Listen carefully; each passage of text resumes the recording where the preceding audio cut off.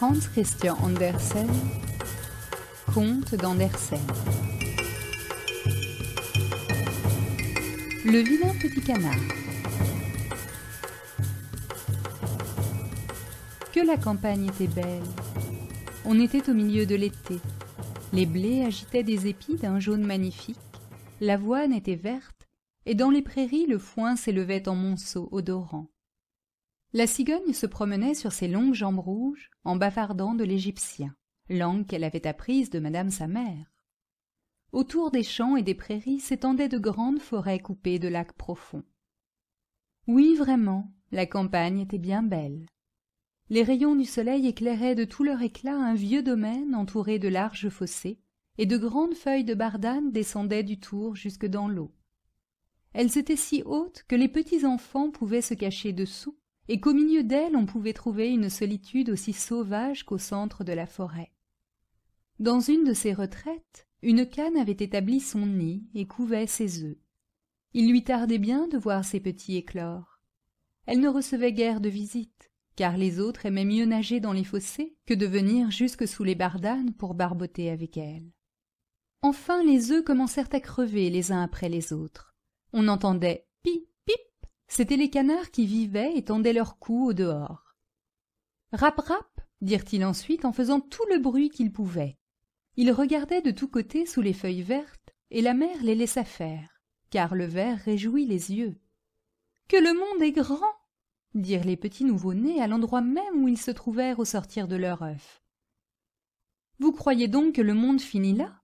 dit la mère. « Oh non, il s'étend bien plus loin, de l'autre côté du jardin, jusque dans les champs du curé, mais je n'y suis jamais allée. »« Êtes-vous tous là ?» continua-t-elle en se levant. « Non, le plus gros œuf n'a pas bougé. »« Dieu, que cela dure longtemps, j'en ai assez !» Et elle se mit à couver, mais d'un air contrarié. « Eh bien, comment cela va-t-il » dit une vieille cane qui était venue lui rendre visite. « Il n'y a plus que celui-là que j'ai toutes les peines du monde à faire crever. Regardez un peu les autres. Ne trouvez-vous pas que ce sont les plus gentils petits canards qu'on ait jamais vus? Ils ressemblent tous d'une manière étonnante à leur père, mais le coquin ne vient pas même me voir. »« Montrez-moi un peu cet œuf qui ne veut pas crever, » dit la vieille. « Ah, vous pouvez me croire, c'est un œuf de dinde. Moi aussi j'ai été trompée une fois comme vous, et j'ai eu toute la peine possible avec le petit, car tous ces êtres-là ont affreusement peur de l'eau. Je ne pouvais parvenir à l'y faire entrer. J'avais beau le happer et barboter devant lui, rien n'y faisait. Que je le regarde encore. Oui, c'est bien certainement un œuf de dinde. Laissez-le là, et apprenez plutôt aux autres enfants à nager. »« Non, puisque j'ai déjà perdu tant de temps, je puis bien rester à couver un jour ou deux de plus, » répondit la cane. « Comme vous voudrez, » répliqua la vieille, et elle s'en alla. Enfin le gros œuf creva. Puis, pip, fit le petit, et il sortit. Comme il était grand et vilain! La cane le regarda et dit « Quel énorme caneton! Il ne ressemble à aucun de nous. Serait-ce vraiment un dindon? Ce sera facile à voir. Il faut qu'il aille à l'eau quand je devrais l'y traîner. » Le lendemain, il faisait un temps magnifique. Le soleil rayonnait sur toutes les vertes bardanes. La mère des canards se rendit avec toute sa famille au fossé. Platch! Et elle sauta dans l'eau. Rap, rap! dit-elle ensuite, et chacun des petits plongea l'un après l'autre, et l'eau se referma sur les têtes. Mais bientôt ils reparurent et nagèrent avec rapidité.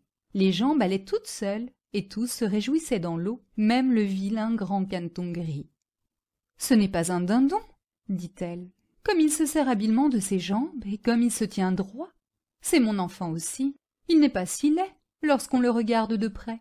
Rap, rap, venez maintenant avec moi. Je vais vous faire votre entrée dans le monde et vous présenter dans la cour des canards. Seulement ne vous éloignez pas de moi pour qu'on ne marche pas sur vous, et prenez bien garde aux chats. » Ils entrèrent tous dans la cour des canards. Quel bruit on y faisait!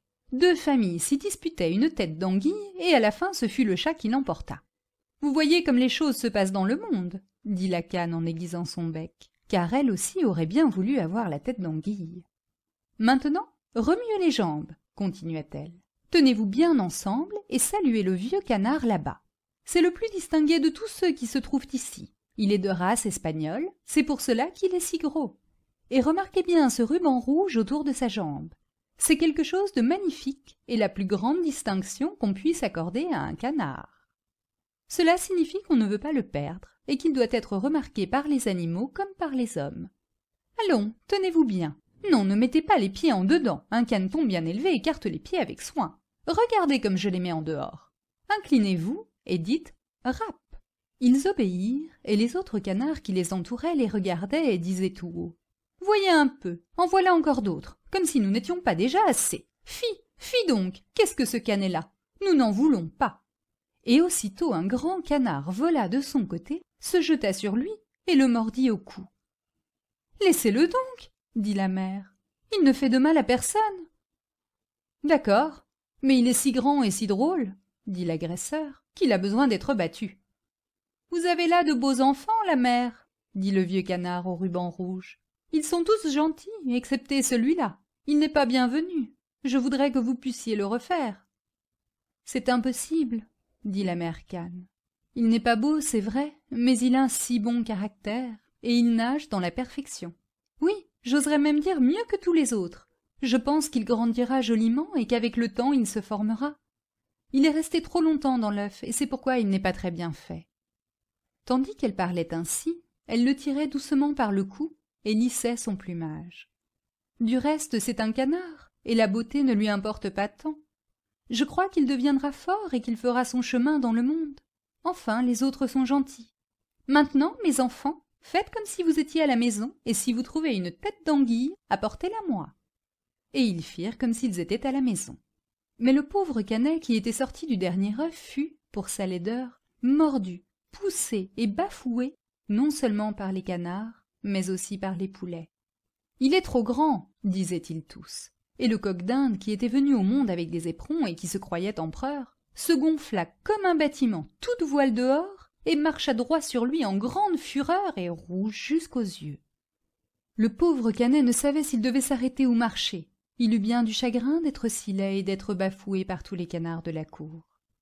Voilà ce qui se passa dès le premier jour, et les choses allèrent toujours de pis en pis. Le pauvre canet fut chassé de partout. Ses sœurs même étaient méchantes avec lui et répétaient continuellement « Que ce serait bien fait si le chat t'emportait, vilaine créature !» Et la mère disait « Je voudrais que tu fusses bien loin. » Les canards le mordaient, les poulets le battaient, et la bonne qui donnait à manger aux bêtes le repoussait du pied. Alors il se sauva et prit son vol par-dessus la haie. Les petits oiseaux dans les buissons s'envolèrent de frayeur. « Et tout cela parce que je suis vilain, » pensa le caneton. Il ferma les yeux et continua son chemin.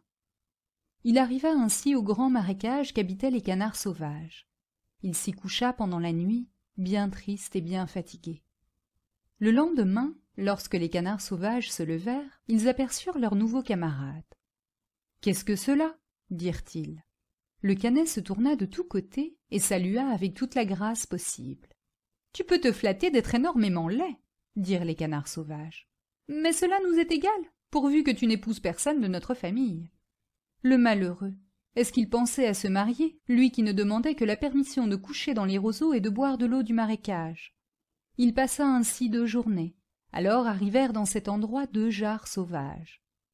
Il n'avait pas encore beaucoup vécu, aussi était-il très insolent.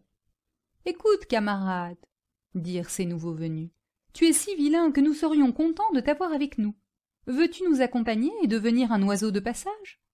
Ici, tout près, dans l'autre marécage, il y a des oies sauvages charmantes, presque toutes demoiselles, et qui savent bien chanter. Qui sait si tu n'y trouverais pas le bonheur, malgré ta laideur affreuse? » Tout à coup on entendit pif-paf, et les 2 jarres sauvages tombèrent morts dans les roseaux, et l'eau devint rouge comme du sang. Pif, paf, et des troupes d'oies sauvages s'envolèrent des roseaux, et on entendit encore des coups de fusil. C'était une grande chasse. Les chasseurs s'étaient couchés tout autour du marais. Quelques-uns s'étaient même postés sur des branches d'arbres qui s'avançaient au-dessus des joncs. Une vapeur bleue semblable à de petits nuages sortait des arbres sombres et s'étendait sur l'eau. Puis les chiens arrivèrent au marécage. Platch, platch, et les joncs et les roseaux se courbaient de tous côtés. Quelle épouvante pour le pauvre caneton! Il plia la tête pour la cacher sous son aile, mais en même temps il aperçut devant lui un grand chien terrible. Sa langue pendait hors de sa gueule, et ses yeux farouches étincelaient de cruauté. Le chien tourna la gueule vers le caneton lui montra ses dents pointues et, platch, platch, il alla plus loin sans le toucher. « Dieu merci, soupira le canard. Je suis si vilain que le chien lui-même dédaigne de me mordre. » Et il resta ainsi en silence, pendant que le plomb sifflait à travers les joncs et que les coups de fusil se succédaient sans relâche. Vers la fin de la journée seulement, le bruit cessa, mais le pauvre petit n'osa pas encore se lever. Il attendit quelques heures, regarda autour de lui, et se sauva du marais aussi vite qu'il put. Il passa au-dessus des champs et des prairies, une tempête furieuse l'empêcha d'avancer. Sur le soir, il arriva à une misérable cabane de paysans, si vieille et si ruinée qu'elle ne savait pas de quel côté tomber. Aussi restait-elle debout. La tempête soufflait si fort autour du caneton qu'il fut obligé de s'arrêter et de s'accrocher à la cabane. Tout allait de mal en pis. Alors il remarqua qu'une porte avait quitté ses gonds et lui permettait, par une petite ouverture, de pénétrer dans l'intérieur. C'est ce qu'il fit. Là demeurait une vieille femme avec son matou et avec sa poule. Et le matou, qu'elle appelait son petit-fils, savait arrondir le dos et filer son rouet. Il savait même lancer des étincelles, pourvu qu'on lui frottât convenablement le dos à rebrousse-poil. La poule avait des jambes fort courtes, ce qui lui avait valu le nom de courte jambe.